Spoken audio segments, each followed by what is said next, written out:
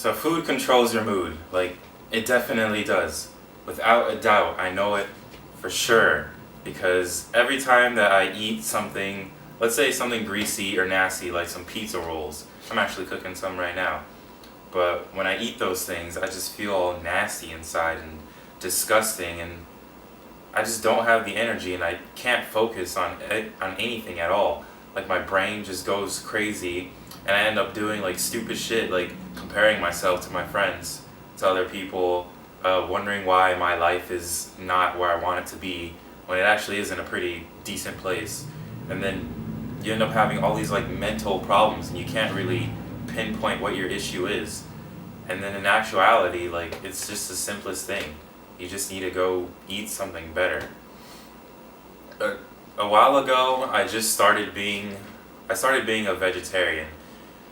And so it was a big like step for me. It was a big jump. It was difficult because I had to cut meat out of my diet, and that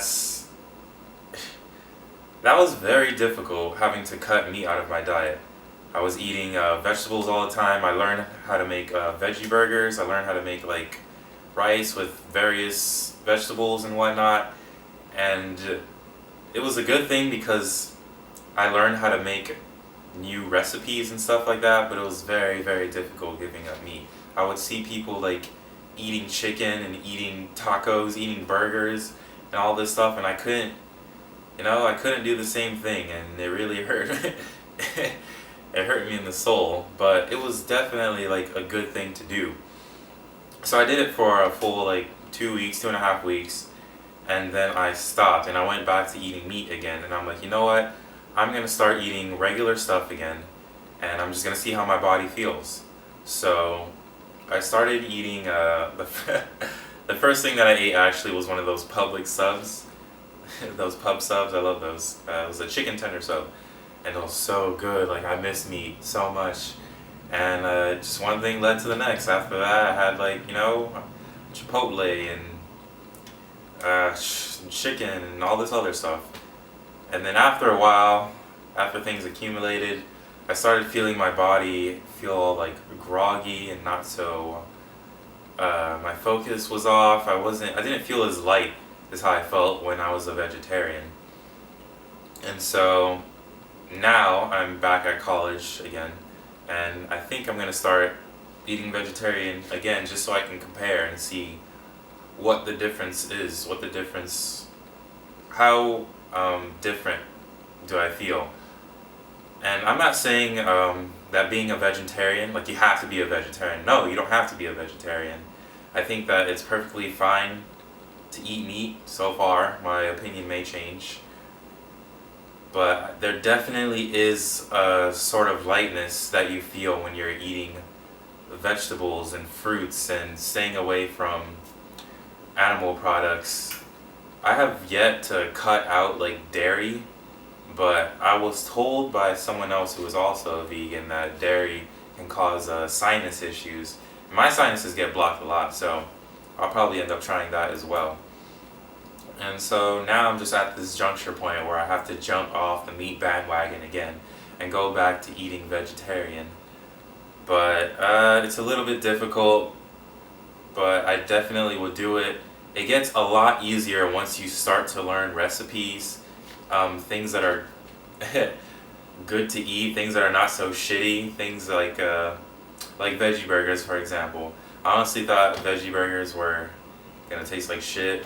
Like, it was gonna be like just vegetables and a fake meat patty, which it is, I guess. But if you season it right and you flavor it right and you put enough salt on it, top the buns, put some mayo, whatever the heck you like, then it actually ends up tasting pretty good. And there's a lot of good substitutes you can use. Like, I cut out chips for a while, but instead of eating chips, I would eat carrots, and I would eat celery. Celery is definitely a really good substitute because it's just crunchy and it's good and it's full of water. You have to get good celery. I bought in bad celery from Walmart before, and it was just extremely bitter and tasted like shit. So if you've got the good stuff, if you've got the good carrots, if you've got some nice dip that you can pour it into, then it is definitely going to be worthwhile, and you're going to feel so much more energetic, so much more free and happy and excited. It's almost like you're floating on the air.